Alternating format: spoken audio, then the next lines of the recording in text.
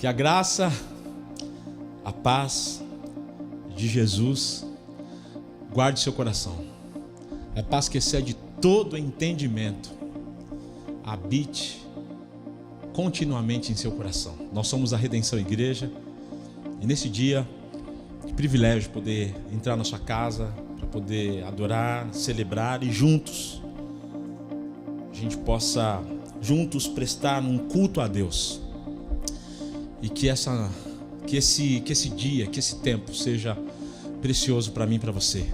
Eu te convido a adorar. Vamos juntos?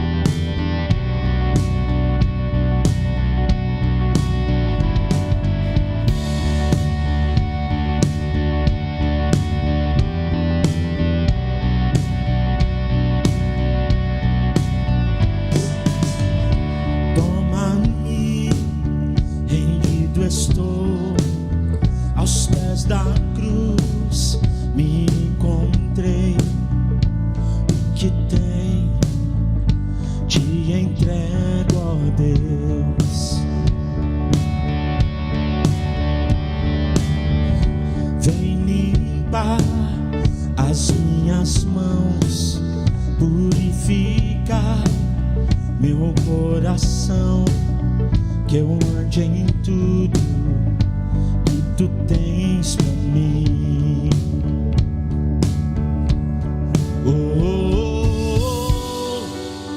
Eis-me aqui, rendido estou.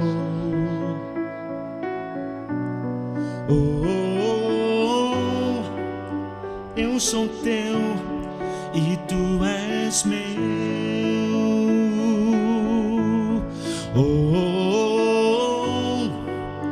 Eis-me aqui, rendido estou.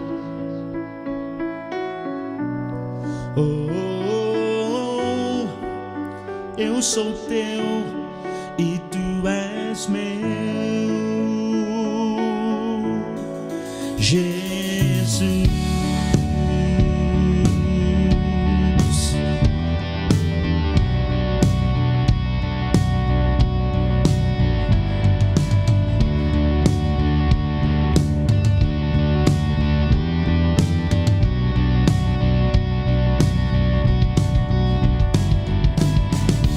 meus momentos e os dias meus, meu respirar e o meu viver, que sejam todos pra ti, ó Deus.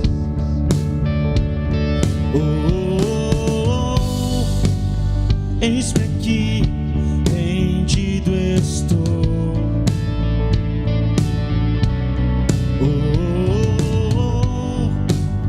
Eu sou teu e tu és meu.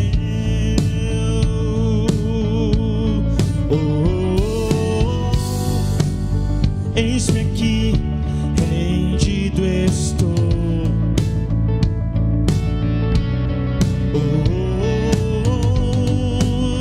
Eu sou teu e tu és meu.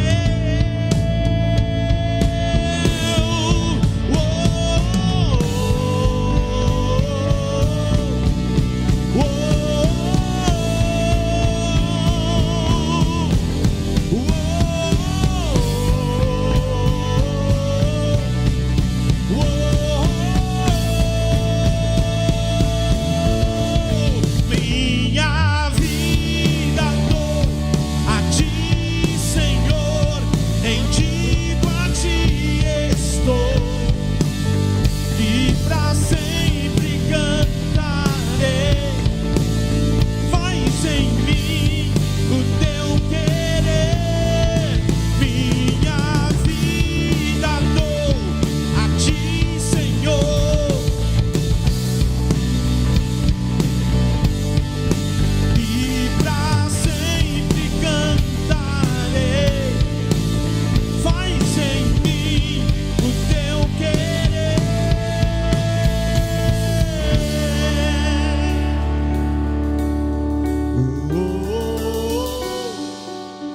Eis-me aqui, rendido estou.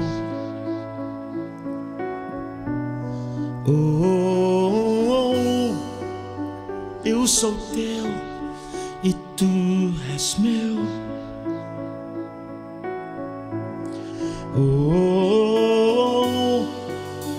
Eis-me aqui, rendido estou.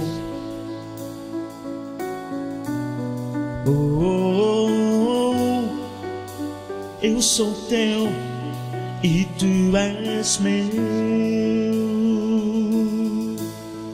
Jesus, Jesus, Jesus, Jesus, Jesus, Jesus.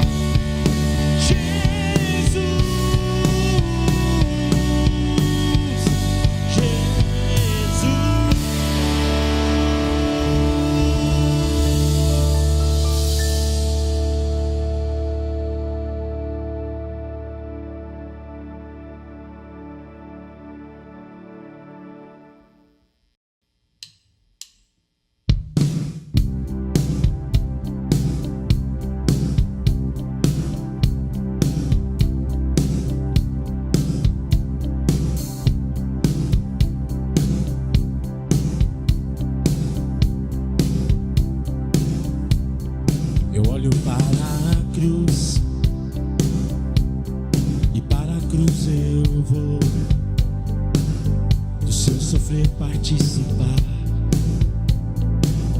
da sua obra vou cantar.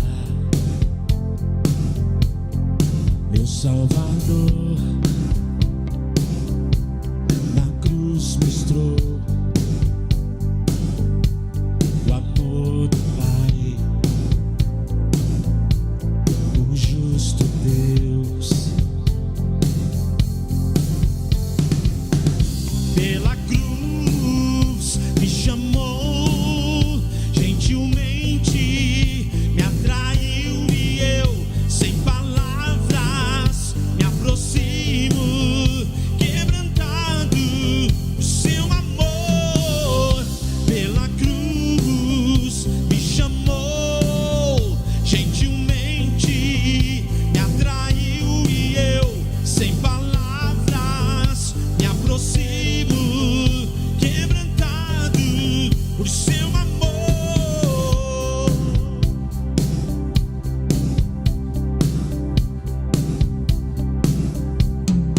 Merecida a vida, de graça recebi o seu amor,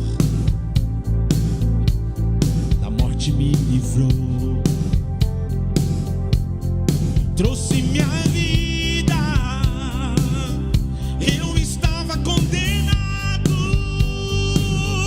mas agora pela cruz eu fui reconciliado. Oh, pela cruz me chamou, gentilmente me atraiu e eu, sem palavras, me aproximo, quebrantado por seu amor. Pela cruz, cante.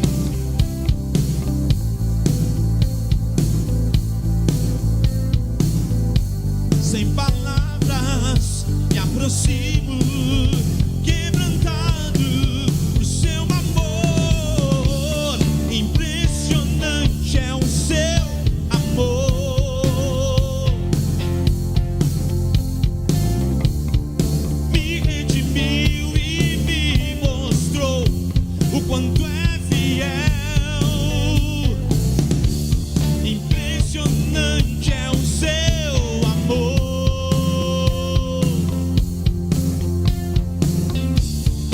Me redimiu e me mostrou o quanto é fiel. Pela cruz me chamou, gentilmente me atraiu e eu, sem palavras, quebrantado por seu amor. Pela cruz me chamou, gentilmente me atraiu e eu, sem palavras, me aproximo, quebrantado por seu amor.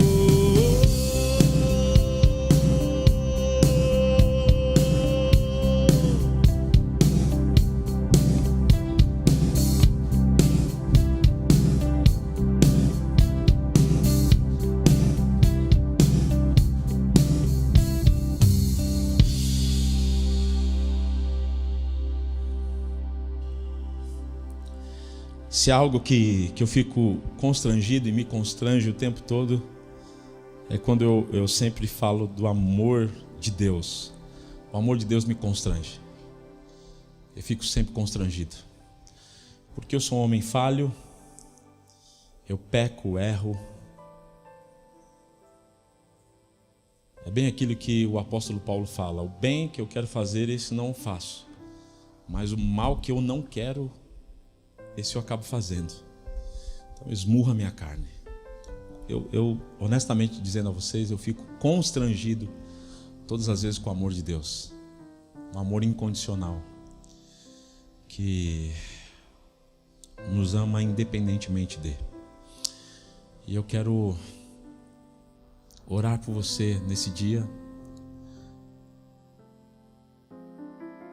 clamando por esse amor, para que esse amor invada o seu coração. Talvez você tenha se decepcionado com muita gente. E aí nessa panela toda você coloca Deus, mas só que Deus não tem nada a ver com isso. Deus nunca decepcionou uma pessoa. Ele cuida. Às vezes Deus não faz na hora que você quer, do jeito que você quer. Mas Deus nunca deixa de fazer algo por mim e por você. E Ele sempre trabalha por nós e através de nós.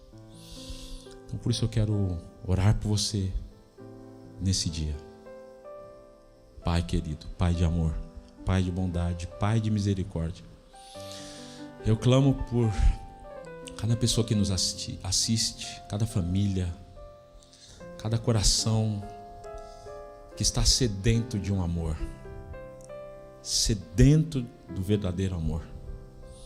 Eu oro pedindo para que o Senhor invada o coração dessa pessoa de amor, invada de paz, de alegria, de esperança. Ah, meu Deus, como o Senhor nos ama. Um amor incondicional. Um amor que vai além da nossa compreensão. Um amor que é ilimitado. Eu oro pedindo para o Senhor alcançar cada coração, cada vida nesse dia. Abraça esse filho, abraça essa filha. Eu oro assim no nome de Jesus. Amém. Amém. É muito bom ter você mais uma vez conosco nesse encontro de redenção. E eu quero te dizer que ainda temos sido procurados para a próxima entrega, mas de cestas básicas na periferia.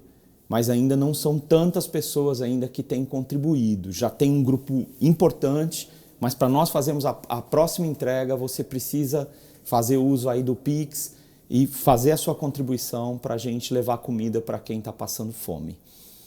A gente não tem previsão, a tendência da gente, se a gente não confiar em Deus, é guardar o que a gente tem e não pensar no próximo. Mas não é assim que quem anda com Deus vive e pensa.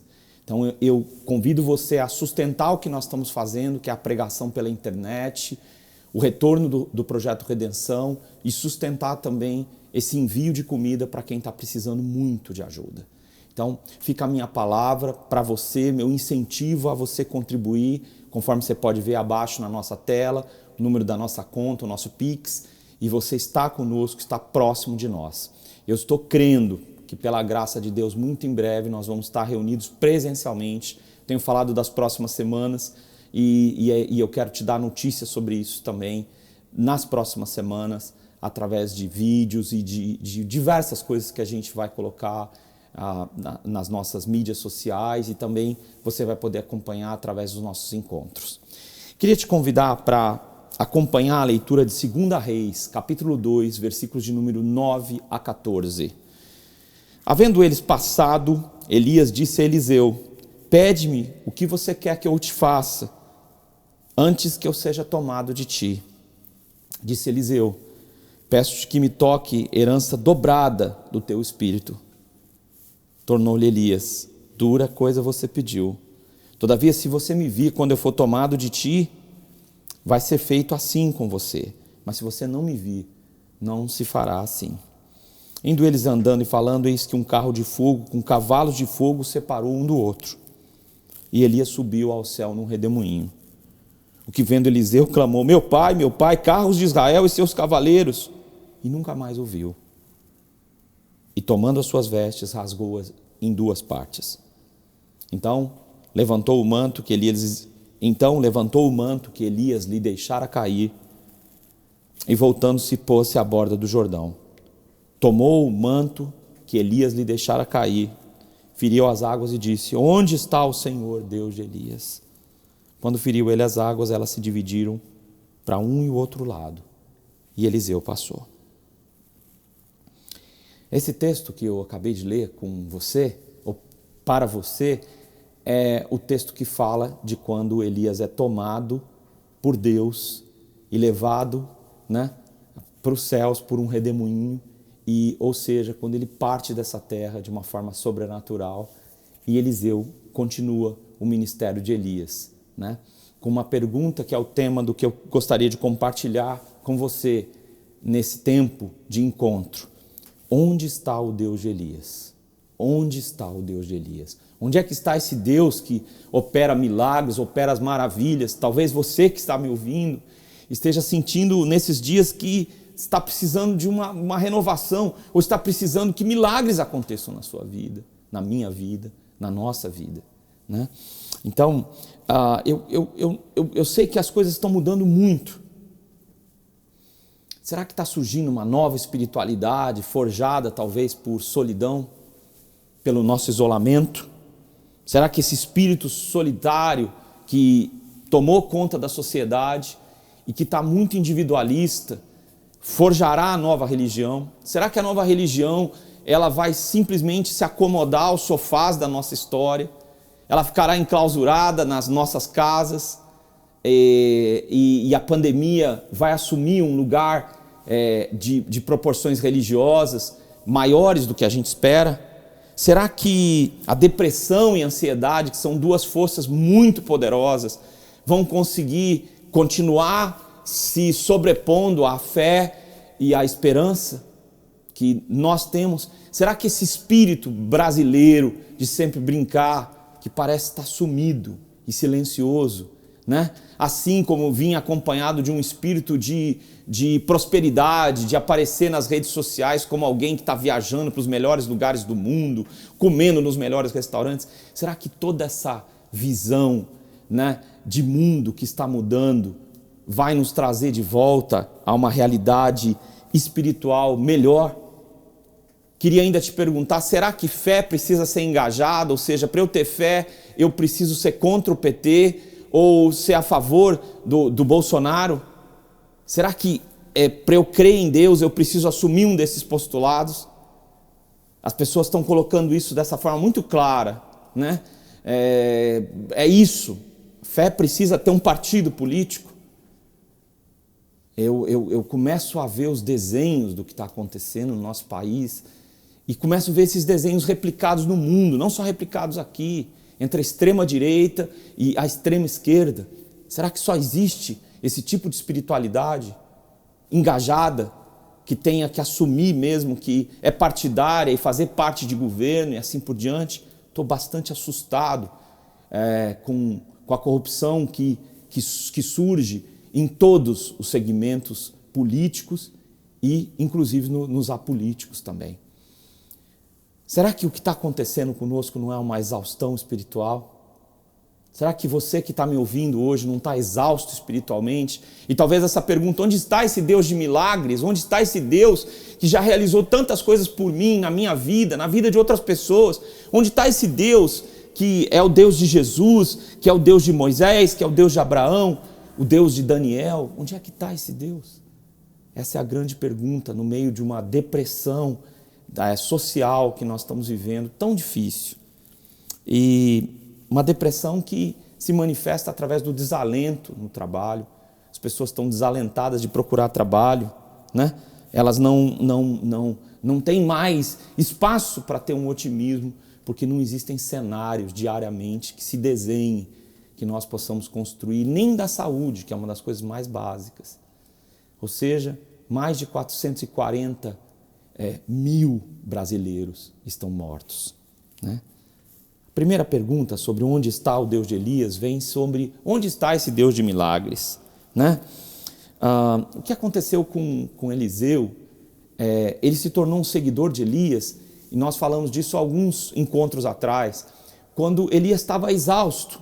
Ele não conseguia mais ver pessoas que estivessem seguindo a Deus, e ele se sentia solitário e sabia que as autoridades do seu tempo estavam perseguindo para matá-lo.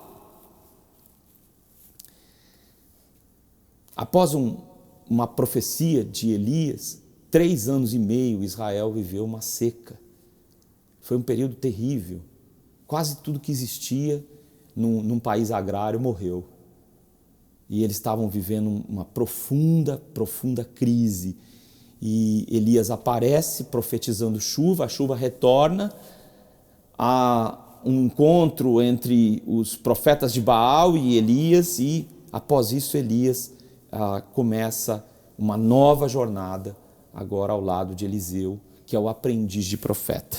Sabe? O tempo de Elias agora está acabando.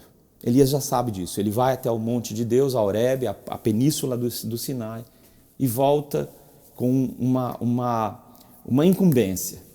Preparar Eliseu, trazer mensagens para os povos ao redor dele, e o tempo de Elias está acabando. Elias estava sozinho, era assim que ele se sentia, ele tinha persistido de uma forma muito, muito forte, ele tinha sido alimentado por corvos no período da fome, ele tinha sido sustentado por uma viúva, o que era humilhante, não por ser uma mulher, não, mas por ser a pessoa mais pobre, ou a pessoa mais frágil dentro da sociedade antiga. E ele foi lá e profetizou que o azeite e que a farinha não iam acabar, e durante esse período de seca, ele foi sustentado e sustentou pela profecia a vida da viúva e de seu filho.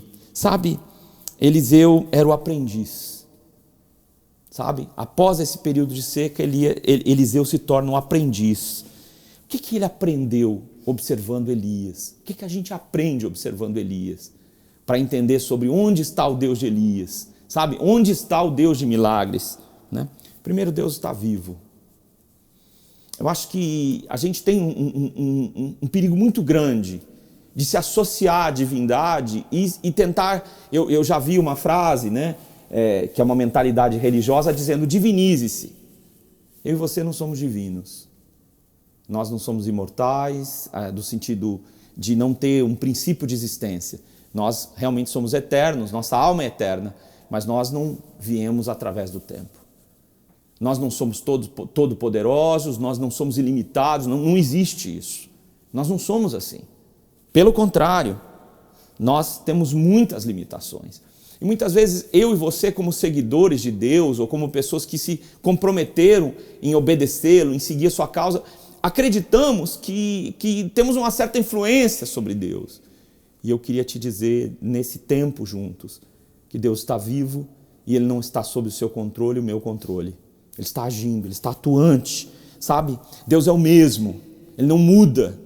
Quem pode mudar somos nós. Por exemplo, uma resposta a essa religiosidade do nosso tempo, como é que ela vai se sobressair a esse período de isolamento ou pós-isolamento? Eu queria te dizer que Deus continua sendo o mesmo e que Ele está vivo. E que a diferença é que Deus atua poderosamente através de Elias. E Eliseu sabe disso. Deus trabalha poderosamente. E a pergunta que eu faço para você e para mim hoje é: Deus trabalha poderosamente na sua vida, na minha vida? Ou será que a gente assumiu uma espécie de proximidade ou aparente proximidade com Deus, em que a gente quer aderir a esse poder divino, poder que nós não possuímos? Queria te dizer que Deus usa Elias. E Eliseu vê isso diariamente. Que Elias é um homem de Deus. Alguém que Deus tomou para usar, porque se entregou para essa obra. E a pergunta que eu e você temos que fazer é o seguinte: eu e você temos uma relação profunda com Deus? Não do que eu posso pedir a Deus, mas do que Deus deseja de mim. Elias diz para Eliseu, quando está para ser tomado e ser retirado por um redemoinho, uma obra miraculosa de Deus: se você me vir, vai ser concedido o que você quer. Quer ser uma pessoa extremamente usada por Deus. Se você me vir, quando eu for tomado de ti.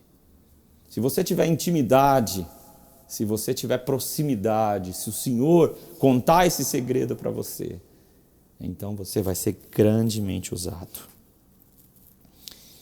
Sua vida pode estar totalmente sob o controle de Deus, ou não. Ou você pode lembrar-se de Deus em alguns momentos e pedir que Ele controle a sua vida quando estão faltando algumas coisas, quando você está em desespero, quando você está numa situação de tremenda aflição, sabe? Mas você pode entregar a sua vida completamente a Ele. Em primeiro lugar, amando a Deus. Não amando a Deus porque Ele te deu algo hoje, porque você conquistou um projeto que você tinha. Não. Amando por quem Ele é.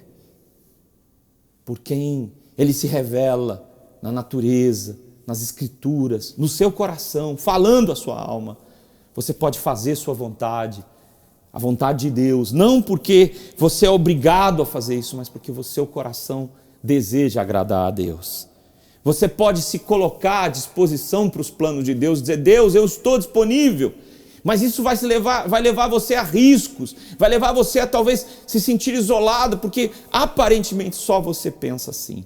Mas o fato é que isso não é real. O fato é que, pelo contrário, muitas pessoas Deus vai levantar, sabe, que estão entregando, derramando as suas vidas nas mãos de Deus, sabe? E permitindo que um relacionamento com Deus seja um relacionamento ilimitado, em que o Senhor realize o propósito dele de uma forma que não foi planejada ainda, que não foi vista, que não foi pensada, sabe? Queria te dizer que eu e você podemos, se desejarmos ter uma vida realmente nas mãos de Deus, sabe?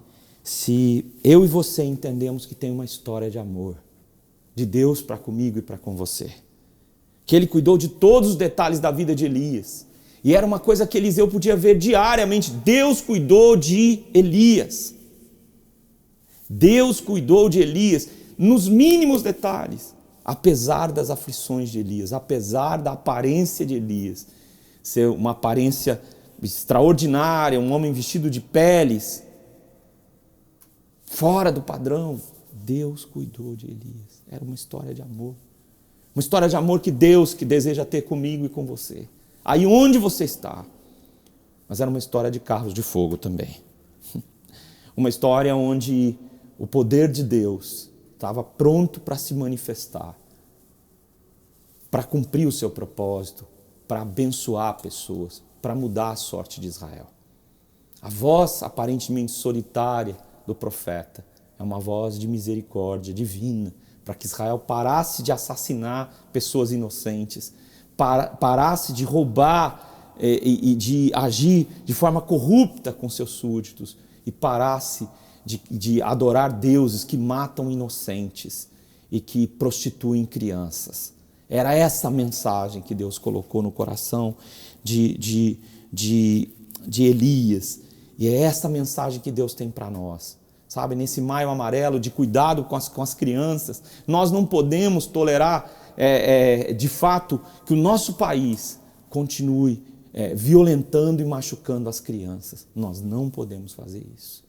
Eu e você precisamos entender que o Deus de Elias está vivo, o Deus de milagres está vivo. Em segundo lugar, a pergunta que não quer calar no coração de Eliseu é: como eu posso ser usado por Deus? Eu quero ser usado por Deus de uma forma dobrada, eu quero que o meu espírito esteja ligado a Deus de uma forma o dobro do que a sua esteve. E quando Eliseu pede isso a Elias, Elias diz: você está pedindo uma coisa dura, uma coisa difícil, uma coisa profunda, uma coisa que talvez você ainda não entenda a dimensão. Aquele aprendiz de profeta, apesar de ser um homem já feito, não tinha experiência, mas ele sabia de uma coisa, que assim que Elias partiu, Eliseu tem algumas questões. O que vai ser de Israel? Existem desafios diante de nós para nós enfrentarmos, para Eliseu, enfrentar. Mas como é que eu vou enfrentar esses desafios? Será que eu vou ter poder para enfrentar esses desafios? É isso que eu e você temos sentido com desafios pequenos. De levantar de manhã e trabalhar, abraçar nossos filhos, abraçar nossa esposa, abraçar nosso pai, nossa mãe, seja lá qual é a sua situação, sabe, que familiar, Parece que pequenas coisas estão se tornando um desafio muito grande para nós. E a gente não sabe como enfrentar esses desafios. A gente não sabe. A gente está perdido. A igreja primitiva, assim que Jesus ressuscitou, ela se alegrou muito.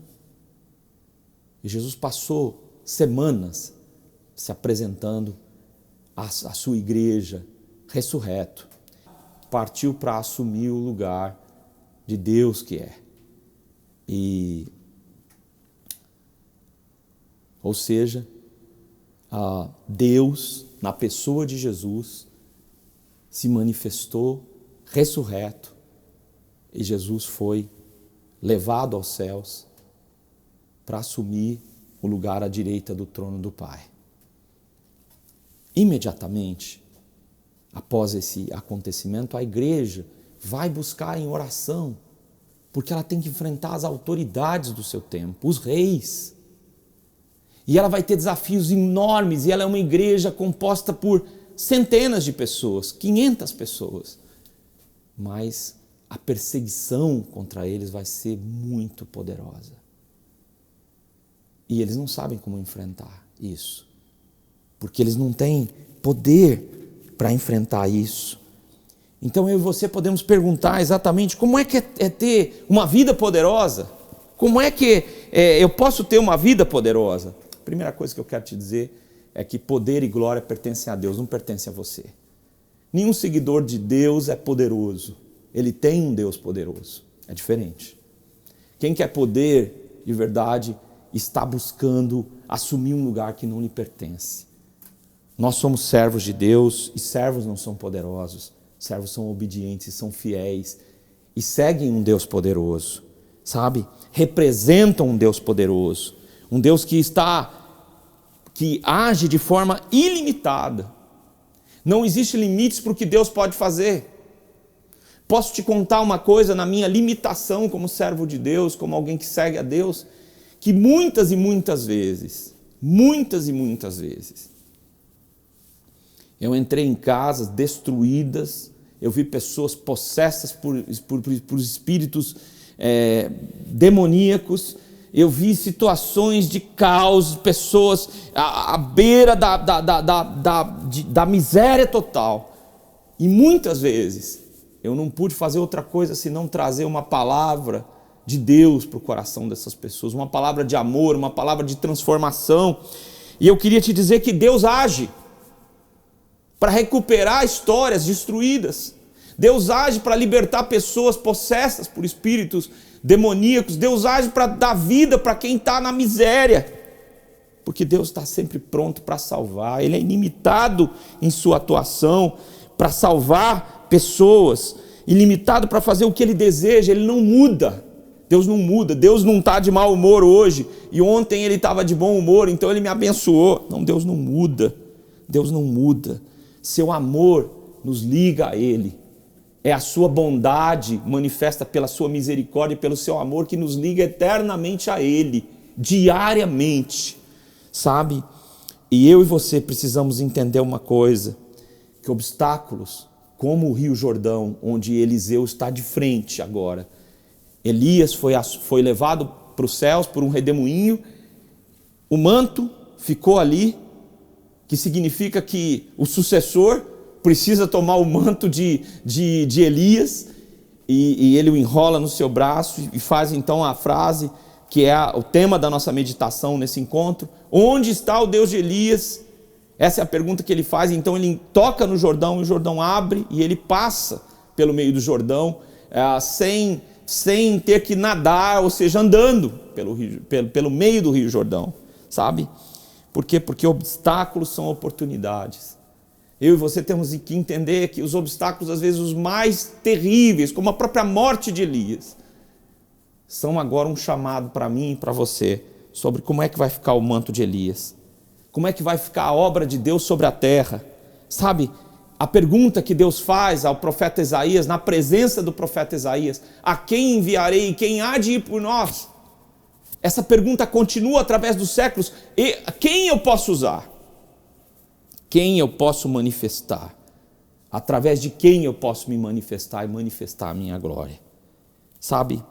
E eu queria então trazer uma palavra muito específica para você que hoje está aí ouvindo essa mensagem, talvez se sente uma pessoa completamente quebrada.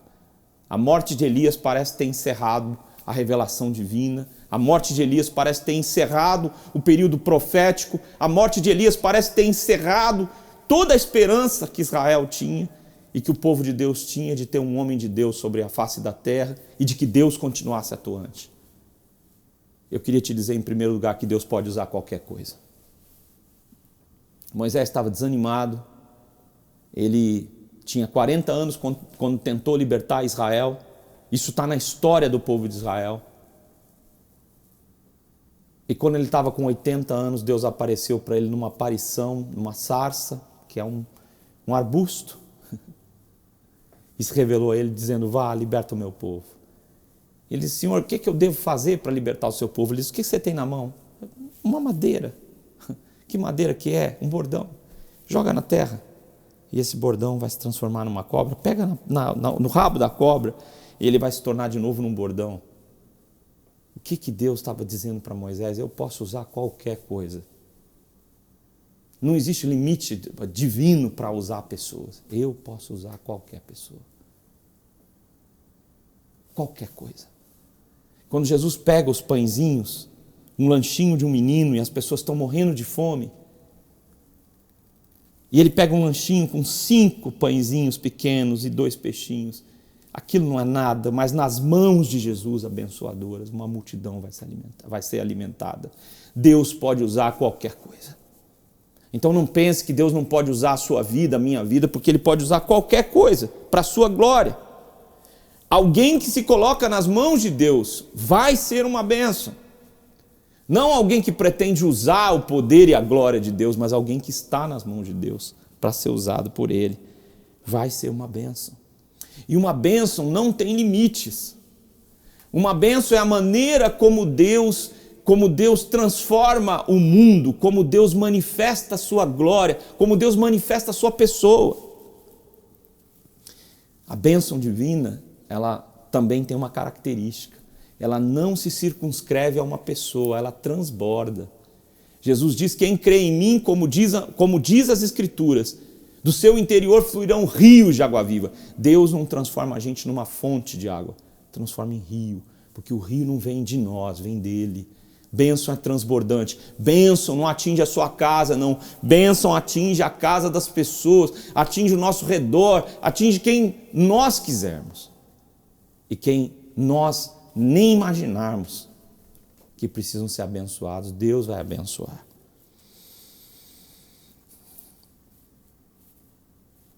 Deus age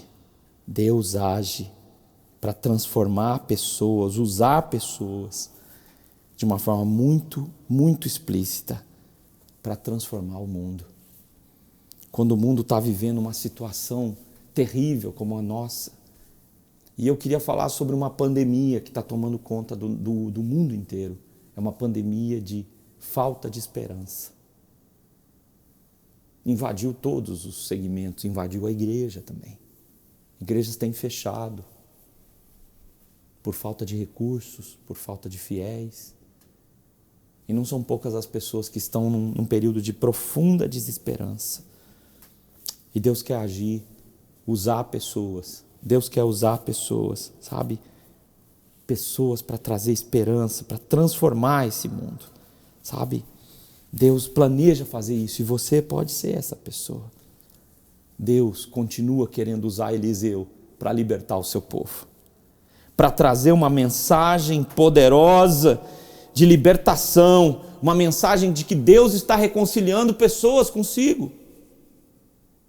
De que pessoas que estão em rebelião contra Ele, como eu estive, muitas vezes na minha vida, têm na pessoa de Jesus a oportunidade de se reconciliar. A mensagem que nós estamos portando não é uma mensagem de acusação, mas de reconciliação com Deus, de todos, não importando qual a gravidade dos seus pecados.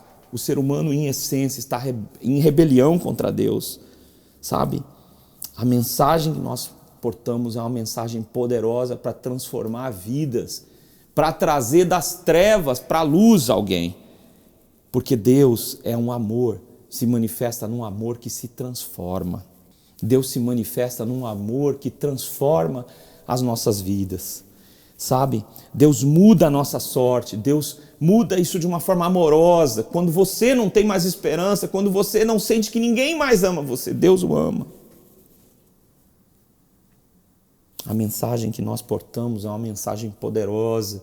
Se você se dispuser a se colocar nas mãos de Deus, é uma mensagem de ressurreição para gente que está morta, para gente que não tem expectativa, para gente que não tem esperança. Nós estamos sendo chamados por uma mensagem de ressurreição. A mensagem de que Deus está vivo, atuante, e que Ele é capaz de ressuscitar pessoas eternamente. O corpo de meu e seu, eles vão partir. Num determinado momento, Deus vai permitir que nós deixemos de estar nessa terra, mas a nossa alma eterna vai continuar viva diante de Deus. A mensagem que eu e você temos, somos convidados a proclamar é a mensagem da ressurreição. Por quê? Porque Deus está vivo.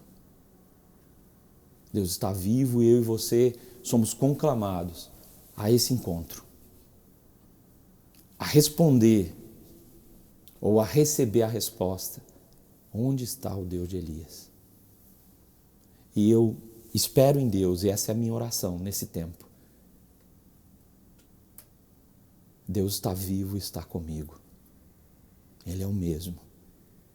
E a minha vida, eu a coloco nas mãos de Deus para ser um instrumento seu. Que essa seja a sua oração. Vamos orar? Deus, eu agradeço por cada pessoa que está ouvindo esse encontro. E eu peço em nome de Jesus que o Deus que o Senhor é, que se revelou a mim, a cada pessoa, que é Senhor na pessoa de Jesus. Em nome de Jesus, Senhor. O Senhor que é Deus, que é Senhor, que é Pai, que é amoroso, que é fiel. Que o Senhor se revele, Pai, através de homens e mulheres. Que o Senhor use cada pessoa, Senhor, para o Teu louvor e para a Tua glória. É a minha oração por cada pessoa que ouviu essa mensagem em nome de Jesus. Amém. Quero falar para você que está aí na sua casa, no sofá, aí, antes de eu proclamar a bênção de Deus sobre a sua vida, queria te convidar aí onde você está, a se ajoelhar e dizer: Deus, eu sou teu súdito, eu quero ser uma bênção. Fazer a sua própria oração. Dizer: Deus, eu quero que a esperança volte a morar no meu peito, na minha casa, na minha história. Que você faça a sua oração. Receba a bênção do Senhor. Que a graça do Senhor Jesus, o amor de Deus o Pai e a consolação do Espírito Santo, seu poder, venha sobre você, para que você experimente que Deus está vivo e que você é servo dele, instrumento dele, hoje e para todo sempre. Amém. Que a bênção de Deus seja sobre cada um de vocês.